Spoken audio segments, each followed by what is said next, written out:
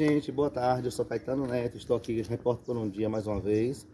E eu sempre tento trazer alguns assuntos polêmicos, alguns assuntos atualizados, para poder a gente discutir e melhorar a questão da nossa educação, dos conhecimentos, das aprendizagens.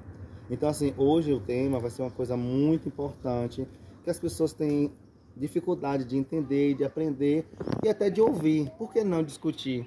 É uma questão atual que a gente precisa pelo menos entender para poder respeitar. Então hoje eu estou aqui diretamente com uma pessoa que está fazendo um processo de transição.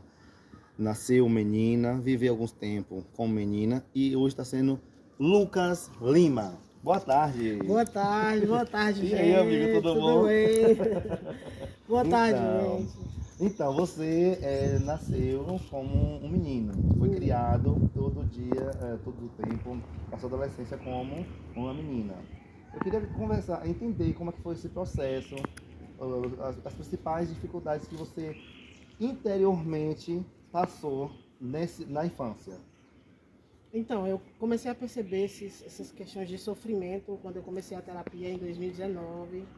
E aí eu comecei a entender esse processo doloroso e fazer, digamos que uma certa regressão nesse pensar, nesse entender quem eu era.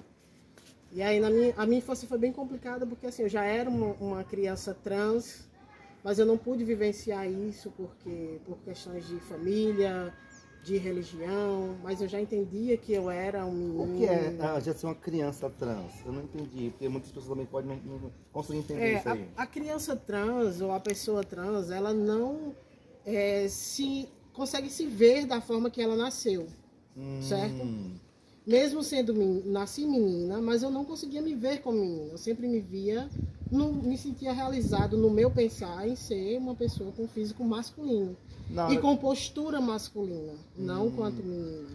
Então não conseguia me encaixar nessa ideia. Então quando tinha algumas brincadeiras, que a gente geralmente tem aquele brincadeira dos meninos, das meninas, você não se enquadrava diante das brincadeiras meninas, é isso?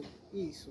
As brincadeiras, as atitudes, as atividades diárias, por exemplo. Eu não me sentia confortável em arrumar uma casa, em lavar uma louça. Eu preferia estar numa roça, preferia caçar com meus irmãos. E às vezes não podia, tinha que reprimir essas vontades. A família, né? A família. Eu preferia estar numa construção, mexendo numa massa, mexendo numa coisa mais masculina mesmo. E a família não permitia. Porque era uma menina e tinha que ter uma postura de mulher diante da sociedade. Quando foi que você teve essa noção que você tinha uma coisa diferente no seu modo de pensar, no modo de agir? Na adolescência veio assim... Quantos anos mais ou menos? Muito mais forte, entre os 13 e 14 anos mais ou menos, assim, porque eu já tinha uma consciência de que existia um mundo homossexual, mas eu entendia o que era ser trans. Mas eu sabia que existia o desejo de ser diferente do que era padrão, né? Daquela menina que é criada para ser a esposa, para ser a mulher dona de casa, reprodutora.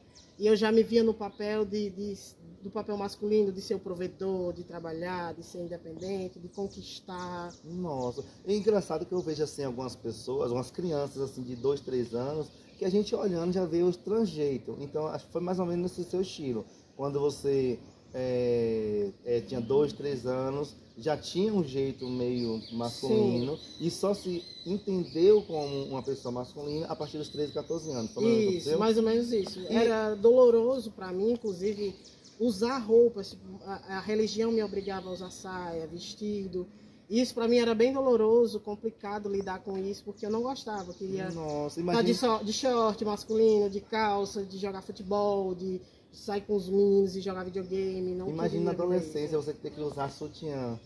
Foi o processo mais doloroso assim, da adolescência, foi o crescimento da mama, que é uma coisa que ainda me incomoda, porque eu não fiz a cirurgia ainda.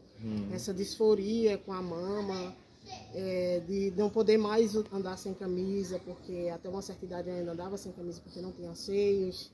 Mas aí na adolescência veio esse processo, né, da puberdade, desenvolvimento do corpo.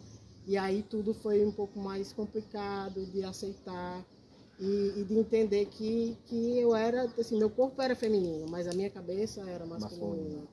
E eu não conseguia compreender